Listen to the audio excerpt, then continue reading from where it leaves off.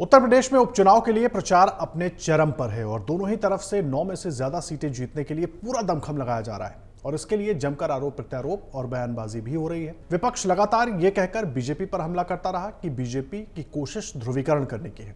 वहीं सपा मुखिया अखिलेश यादव लगातार बीजेपी पर निशाना साध ही रहे हैं।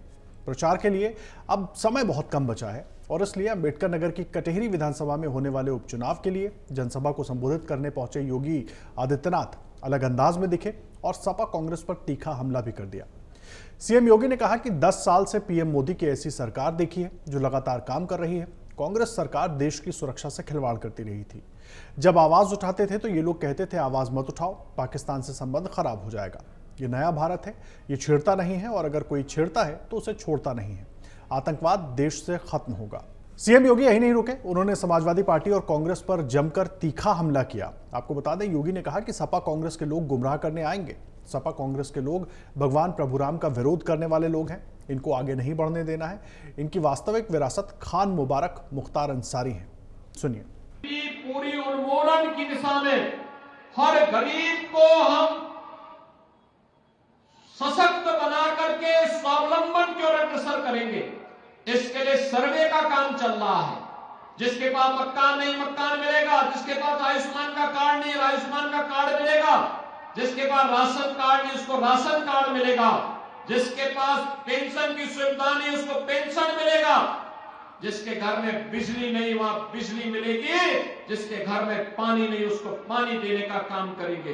बिना भेदभाव के सबका साथ और सबके विकास के साथ ये कार्य आज सरकार आगे बढ़ाने का काम कर रही है और इसीलिए आज मैं आपसे कहने के लिए आया हूं। इस समाजवादी पार्टी, ये कांग्रेस के लोग गुमराह करने के लिए आएंगे, तमाम प्रकार की बातें करेंगे। सीएम योगी ने अपने संबोधन में कहा कि हमारी सरकार पूरी मजबूती के साथ अयोध्या में पीड़ित के साथ खड़ी रही। बेटी के साथ कोई अत्याचार करेगा तो हमारा संकल्प है कि उसका स्थान सिर्फ और सिर्फ जहन्नुम है। हमारी सरकार ने तय किया है कि गरीबी उन्मूलन का काम करेंगे, बिना भेदभाव के साथ सबका विकास करेंगे, हर गरीब को सशक्त बनाकर स्वावलंबन की तरफ बढ़ेंगे। इसके लिए सर्वे का काम चल रहा है। इसके साथ ही उन्होंने कहा कि महाराजा सुहेलदेव भारत के बड़े योद्धाओं में से हैं।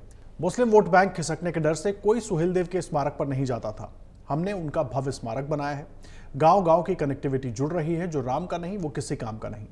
जो भगवान राम के प्रति श्रद्धा भाव नहीं रख सकता उसे वैसे ही छोड़ देना चाहिए, वो कोई अपना सगा ही क्यों ना हो। वहीं दूसरी तरफ सपा मुखिया अखिलेश यादव भी लगातार बीजेपी पर हमलावर हो रहे हैं। उन्होंने योगी आदित्यनाथ पर सीधा हमला करते हुए कहा कि वो केवल वस्त्रों से योगी हैं, विचारों से नहीं। सुनिए। वो केवल वस्त्रों से योगी हैं, विचारों से योगी नहीं हैं। और ये जो जनता देख ली होगी, अब इसके बाद योगी करेंगे, इसके अलावा दूसरा कोई काम नहीं करेंगे। ये जो जन समर्थन दिखाई दे रहा है और करहेल की जनता जो हमेशा समर्थन दी है, ये ऐतिहासिक परिणाम देने जा रही है जनता। मैं पहले मीटिंग में भी कहा, इस बार करहेल का चुनाव जीत का रिकॉर्ड बनाने जा रहा है। ऐसा कोई वर्ग नहीं है, ऐसा कोई समाज के लोग नहीं बचे जो आज समर्थन न दे रहे हों। हर वर्ग के लोग समर्थन दे रहे हैं और पहले भी बहुत अच्छे वोटों से जिताया था।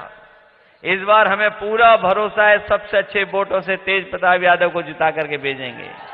अब सवाल यह है कि एक तरफ विपक्ष पीडीए की बात कर रहा है तो दूसरी तरफ बीजेपी विपक्ष पर हमलावर है। योगी के सामने दिक्कत यह है कि लोकसभा के झटके से पार्टी को उबारने का ये मौका हाथ से निकल ना जाए, इसलिए योगी एक बार फिर अपने फायर ब्रांड रूप में दिख रहे हैं। लेकिन दूसरी तरफ अखिलेश भी कोई कोर कसर छोड़ते हुए नजर नहीं आ रहे। अब नतीजों के दिन ही पता चलेगा कि उपचुनाव में जनता ने किसकी बातों को गंभीरता से लिया। अगर आप ये वीडियो YouTube पर देख रहे हैं तो हमारे चैनल को सब्सक्राइब कर बेल आइकन दबाएं और Facebook पर देख रहे हैं तो हमारे पेज को लाइक करें।